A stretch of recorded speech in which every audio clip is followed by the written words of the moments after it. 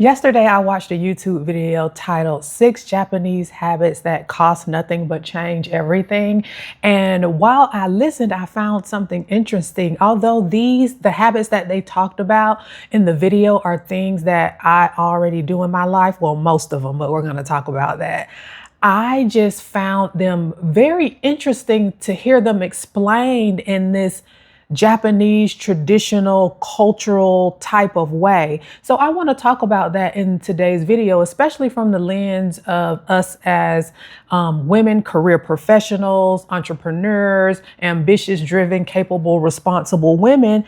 And I want to share those six habits and how I'm thinking about them differently now. And I wrote them all down, so I'm going to be talking about them. And these things are simple. They don't cost any money, but they change the way you experience your day-to-day life. And I'm going to link the video. Well, the video is linked down in the description box, so you can watch the video yourself. It's definitely worth listening to, and it had like the calm, like emotive music in the background. I love all that type of stuff. I'm even thinking about, well, that's why I created a audio digital product for ambitious women. And I'm thinking about creating another one because just audio and emotive music, it just really does something. It really does create a shift in mind and body, but we'll talk about that later. So the first, and I'm going to say these things in English, all of the habits have a Japanese name, but I'm not going to do that and butcher it. But you can, again, the video is linked in the description box, so you can go to the video and see the Japanese name for all of these things. But the first habit they talked about was light, and specifically natural light. Excuse me.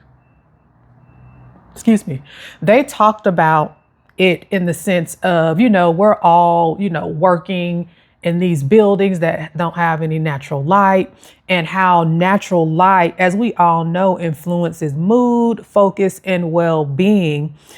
But we're rarely getting it just in our everyday lives, especially if we work in buildings that don't have a lot of windows. You know how to think, you know how it goes, sitting in your cubicle or even in your office. In my time in healthcare leadership, I had an office. It was a nice office too, but it didn't have any windows. However, now, since I work from home, that was one of the first things that attracted me to my condo was all of the beautiful natural light in here. And I have my work desk right by the window to take in that natural light. And it just helps me just feel more focused, more energized, and to just see what's going on outside. Like, is it a sunny day? Is it a cloudy day? Is it raining? And then having the sunlight too. Like, we just don't know how much sunlight matters to us. But that was one of the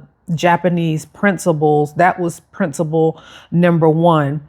So, again, if you're someone who works long hours or spends a lot of time, at work, you might not be able to, well, first of all, if you can, move your workspace close to a window. That's number one. However, if you can't, then maybe put some time in your schedule where you just step away from your desk and go outside to get some natural light, to get some fresh air. Because doing that can really, really, really shift the energy of your day, your work day. Habit number two they talked about is cleaning, but the Japanese look at this as cleaning as a mutual respect. So in the video, Japanese culture, cleaning isn't just about appearance. It's seen as a form of respect of the space and for the people around you. Now, I've always been a clean person. I was just raised like that. And one of the things they kind of talked about in the video was like taking dedicated time to clean, like 10 to 15 minutes every day to clean. And I live alone, so it's not a lot getting messy anyways. But I was kind of raised like that, especially in the kitchen. not taking dedicated time out of the day, but that kind of like that clean as you go mindset. So like you're in the kitchen cooking, like as you're cooking and preparing, you're also kind of cleaning as you go. So at the end, things are clean versus you kind of messing everything up while you're while you're cooking, and then not wanting to clean or feeling too tired to clean after. But if you're cleaning as you go, it just really helps things. And I know sometimes as ambitious, driven, responsible women, sometimes clutter can creep in, having papers or files, or I'm looking around like at both my desks because I have a work that I'll say like deep work or strategy work. And then I have like a creative desk space. But that physical clutter can also promote mental clutter. So just taking 10 minutes at the end of your day to just make sure your work desk is clutter free, organized. So when you come in for the next day, everything can be fresh. You'll be ready to start the day. You don't have to start it with, chaos and confusion. And the Japanese really do use this as one of their cultural habits, cleaning as a mutual respect. I've never been to Japan, but I will say, like, when you see like images and things, it does always, their spaces and things always do look clean. Habit number 3 is air.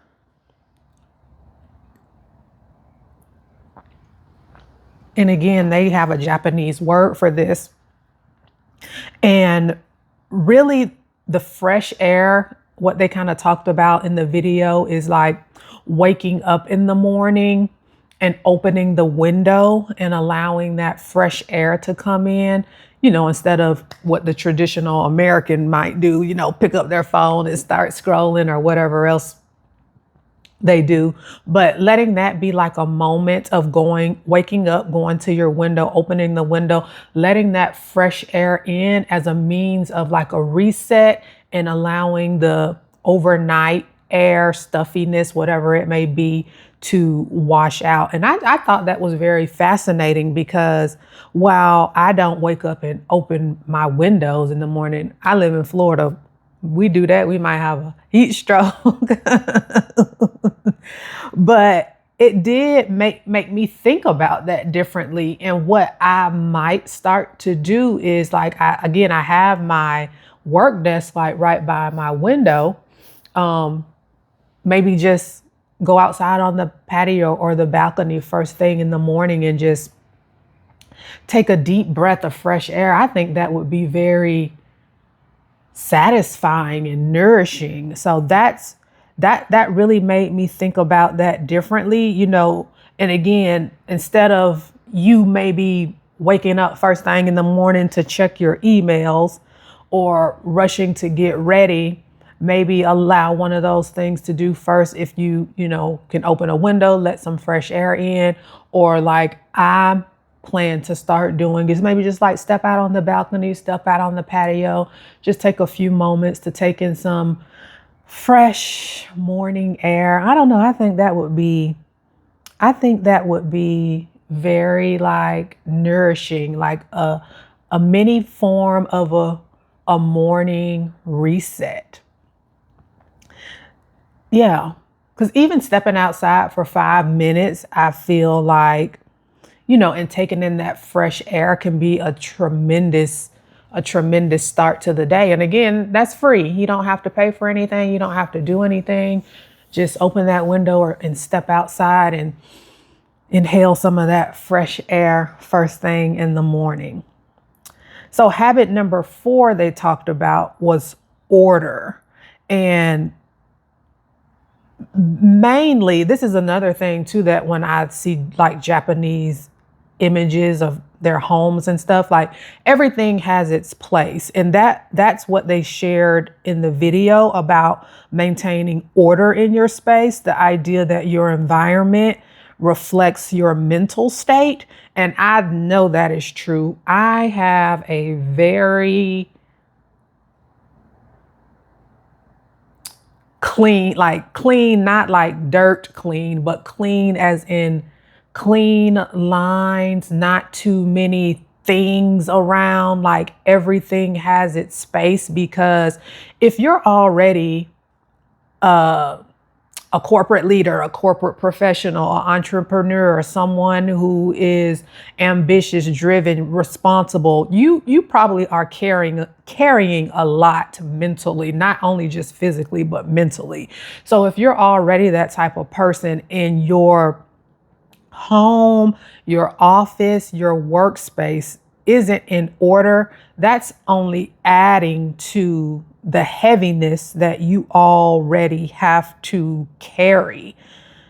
So having your environment in order can help reduce or remove some of that mental clutter or chaos that you might have going on. So what you might be able to do is organize your workspace, even if it's just your desk. Clearing unnecessary items from your desk, any paperwork, any files, any folders. I know a lot of things are digital now. So even on your desktop or your laptop, like clean up some of them folders and them files that's on your home screen, and just get rid of some of that clutter, because not only does it make your work life a little bit more smoother and easier when you don't have to look in all these places for the things that you need, but it allows some of that mental like heaviness to start dissipating. The next habit that they talked about was scent. And in the video, they talked about like incense, like burning incense, because in Japanese culture, scent, especially incense, is treated like a mindful practice, and it invites presence. And what was interesting in the video is that they talked about scent as a mean of like hearing as well. Like, again, just an overall presence. And I found that very interesting. I do know the impact of scents.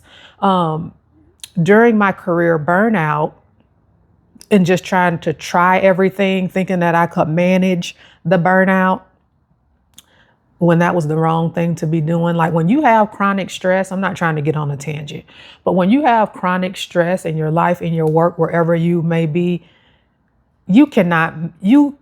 it's not healthy to try to manage that. You need to try to eliminate it. And chronic stress is when something is going on and on and on for long periods of time, when you can't see an end date. Like acute stress is just stress that's going to happen in everyday life, or you're working on a project, but you know it's going to be over at the end of the 6 months. Chronic stress is when it's going on and on and on, and you don't see an ending. So of course my burnout was chronic stress. And here I am, trying to manage it, doing this, that, and all these little self-care things. And ultimately, again, I had to eliminate it, get rid of the job. But what I was doing that provided some relief was I would bring in these little containers of essential oils like peppermint, eucalyptus, and lavender.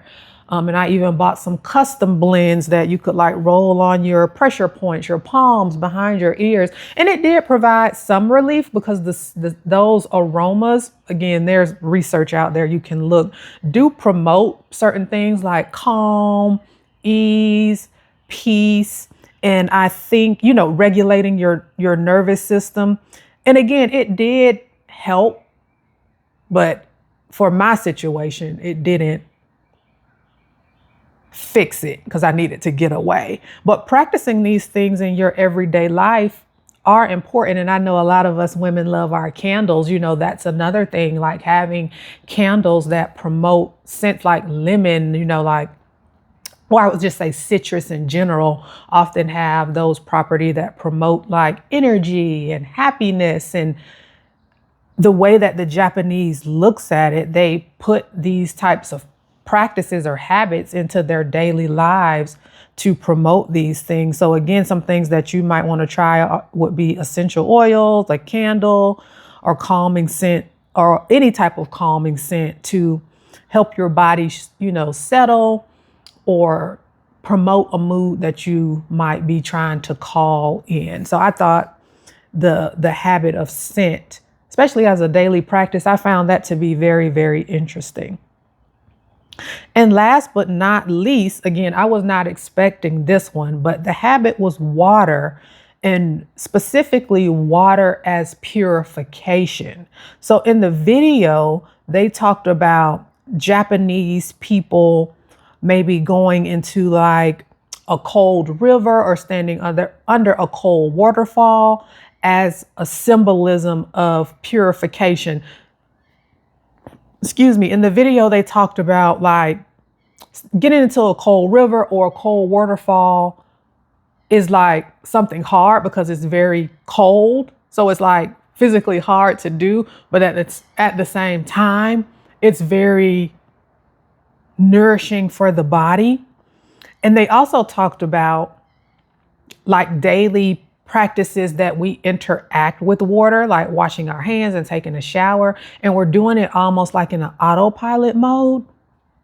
And I don't know, I just found that very interesting because of course we can't go to a river or stand under a waterfall. But one thing that I thought about doing, as you know, when you take your morning or evening shower is just instead of like the video said, like being on autopilot. And even I find myself doing it. You just getting in the shower to clean yourself, do what you have to do and get out. But taking that time more as a care practice and really being intentional about it, using the water like as a symbolism, like if you're a evening shower person, like washing off the day, like the energy of the day and refreshing yourself for bed. Or if you're a morning person, again, washing off the energy from the day and like refreshing yourself for the new day, and just like using that water as a sense of like purification to start your day off. Especially again, we got a lot of responsibility if you're a woman watching this video, and just using intentional moments like that is something that you have to do anyway. You're going to take a shower at some point in the day. So just being very intentional about that time and seeing this the way the Japanese did it. I just found this video just very, very interesting. And that's what I'm talking about. And especially how we can apply it to our lives as professional women, entrepreneurs, responsible, capable, executing, we're leaders. And especially if you're feeling, misalignment in those spaces, all of these things are free. You don't have to pay for anything, but they are very intentional acts that you do have to just take a moment, slow down, become aware of them, and use these practices as a way to care for yourself.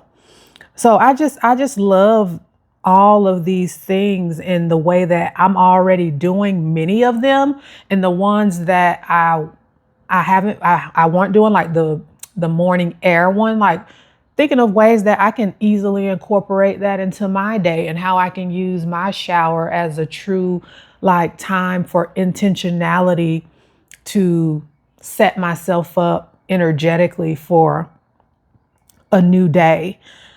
So in closing, I wrote here, sometimes designing your life doesn't start with big changes. I always say that, especially when it comes to me talking about rest and women having more rest. It's not about like just flipping your life upside down. It's about starting with small 15-minute, practices that you can do. It starts, just becoming more aware, more intentional, and doing these things daily. So one last question. Oh, I want to know, which of these 6 habits stood out to you the most?